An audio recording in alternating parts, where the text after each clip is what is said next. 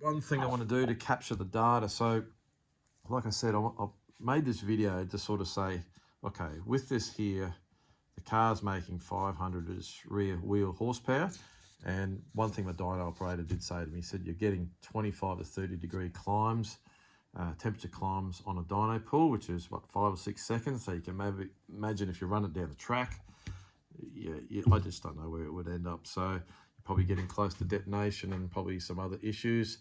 Part of the Haltech, or a lot of ECUs that do mass flow calculations, rely on air temperature sensor information. That way it can calculate the air density and adjust the fuel accordingly. So another thing I've since learned, time constant. So this is to do with a lot of sensors and electrical gear and stuff like that.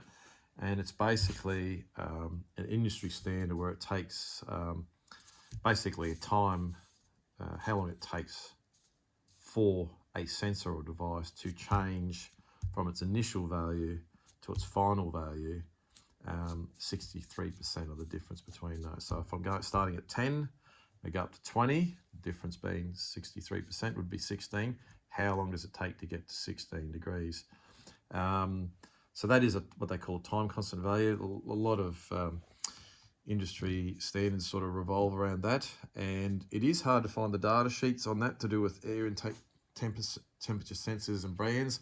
I understand it's probably harder for small companies to test and do that with different conditions, heat soak material, all that sort of stuff, airflow, etc. So another thing I've just written down here, a bit more rubbish, is it seems to be fairly well accepted that you've got a 0.15% of horsepower loss or gain per degree Celsius. So if you go, in my case, if I'm going up 30 degrees, math out roughly about 4.5%, which, 4 to 5%, 5 fives are 25, it's maybe 30 horsepower there.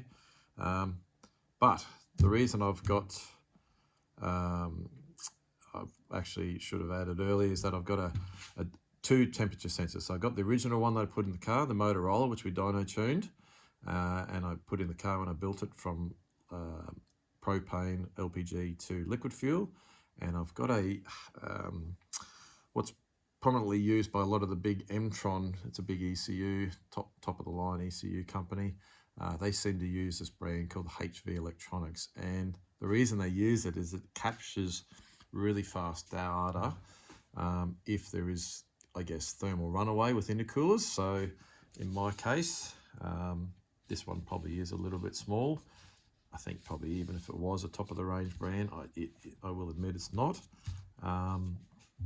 So I've put in an additional sensor, and I've got that wide in over here.